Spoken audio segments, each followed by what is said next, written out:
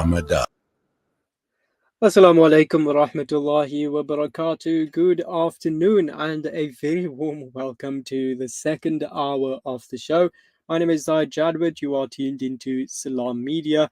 It is the weekend edition of the Iftaar Drive, and I'll be keeping you company for the next hour or so as we wind down towards Iftar time, at least in Johannesburg, if not in Cape Town or Durban or any other area that you might be listening to us from in this very wide world that we are, this global village that we are all resident of. Um, we are now joined on the line by Ruhana Ebrahim. She's a food content creator. And if you have been tuning in to the show consistently since the start of Ramadan, of course, you will be familiar with her voice by now, or at least I hope you will, as she has been sharing with us a number of recipes over the course of the weekends during Ramadan. And Assalamu alaikum, Sister Rohana. Shukran for joining us once again. How are Wa you this alaikum afternoon? assalam. How are you?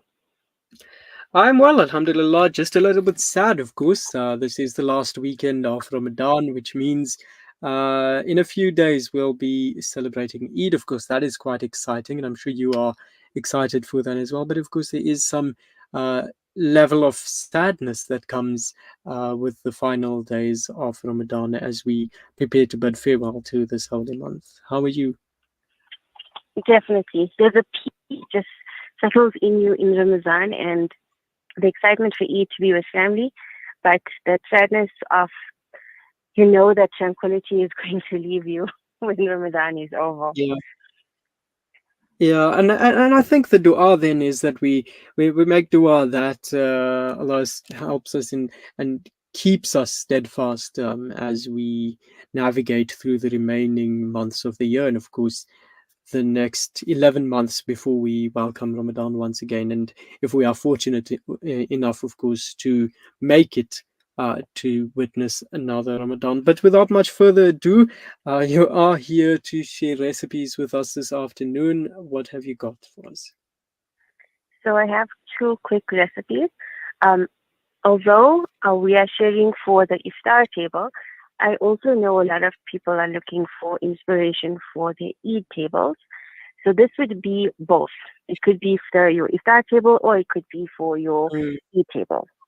So one thing that a lot of the followers always ask me for is a recipe for chicken kebabs. Within like every second day, I get a message, please can I have a chicken kebabs recipe?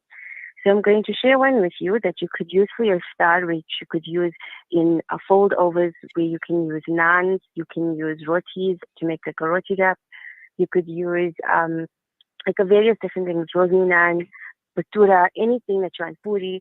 Okay, so I'm going to go ahead with the recipe.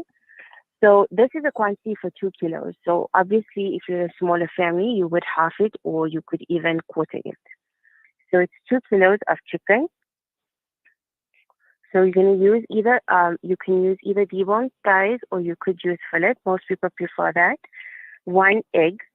I use an extra large egg. 1 large onion that you're going to chop up into big pieces. A handful of fresh coriander. 2 tablespoons of ginger. 2 tablespoons of crushed garlic. 1 tablespoon of crushed green chili. And then you're going to add in 2 teaspoons of coriander powder, 2 teaspoons of cumin powder, 1 teaspoon of chili powder, 1 teaspoon of chili flakes, and then 1 tablespoon of lemon juice, 1 teaspoon of garam masala powder, 2 teaspoons of fine salt, and in the last ingredient, you're going to have to dry roast it in a pan, which is 2 tablespoons of chana, or otherwise known as gram flour. You just use a dry pan on a medium heat stove, and you just lightly toast it into the pan, and then put it in with the rest of the ingredients into your food processor.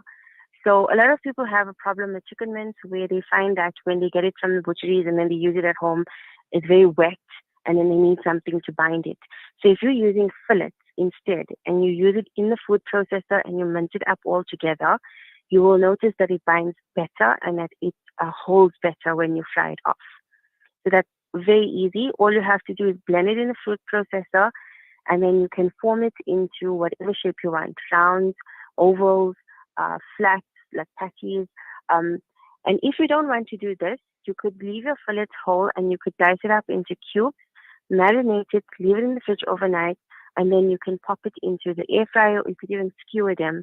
So it's very versatile for you to use. All right, shukran so much for that. And then, of course, for the last time this Ramadan, what's on your table for dessert? So again, I've got you a trending recipe. This has been going viral for quite a few months. It's a take on tiramisu, but it's tiramisu fingers. So a lot of people, they find that the dessert's quite heavy, and so this is where it's individually portioned out, so it's not as heavy and rich, and it also looks very pretty for a buffet style. So that's what I'm saying for iftar, for sweet treat, or you could use it for your eat tables. It's very simple. All you need is budwa biscuits, which is lady sponge fingers. You could use other biscuits, but I prefer budwa. It's easy, it's cheap, and it's very versatile. Second thing you would need is coffee. You need to put instant coffee into a cup of boiling water. Allow it to cool off to room temperature because you don't want your fingers to get too soggy and it will lose its shape. Third thing that you would need is fresh cream. You're going to whip it up, stuff peaks with some icing sugar to taste, and a drop of vanilla essence. Now, the reason why I don't have a set recipe is because it's so versatile that you can break it into any flavor profile that you want. So at the moment, there's also a lot of missus versions that are out there. You could do a lemon, you could do passion fruit, you could do mango, you could do white chocolate and pistachio, you could do a burfi, coffee version, you could do the classic coffee version, you could do a Nutella milk chocolate version, you could do a lotus biscoff version. So I'm actually doing that for Eid, which is the lotus biscoff version. So all you need to do is sandwich between the two biscuits, whatever filling that you would like to use. So whether it be you're using the lotus biscoff, or you're spreading milk chocolate, or whatever you want, that you sandwich the two biscuits, you dip it into the coffee water, where you just flash dip. So you don't want it soggy. And then you sandwich the two and you put it on a cupcake liner. And you kind of cup the liner around the fingers, around the biscuits, so that it holds. And then you're going to pipe your whipped cream over, and you're going to dust it with whatever you want to dust it with. So you can dust it with pistachios, you could dust it with cocoa powder, you could dust it with lotus biscoff crumbs, whatever you would like to do on top. And if you would like to take it a little bit further, you could even flavor your whipped cream.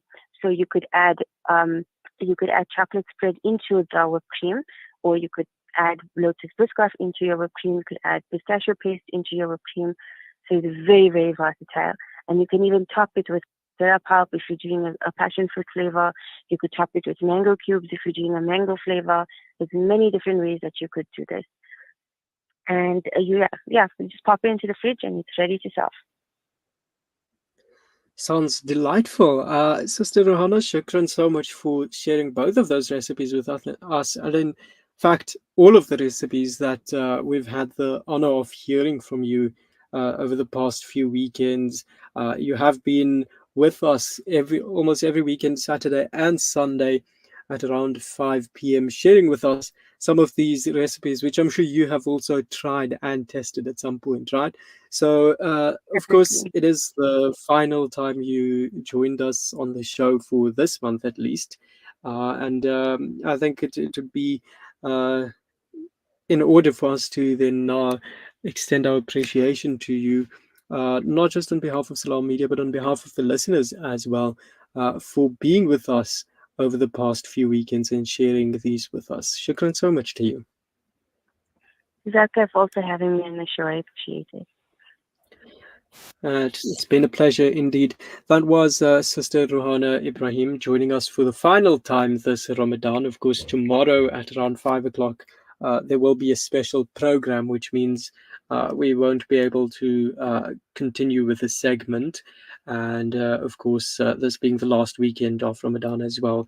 But nonetheless, she has been sharing with us a number of recipes. If you haven't already tried those out, you can try them out as you find convenient. And of course, you can find those recipes on our various platforms: YouTube, Facebook.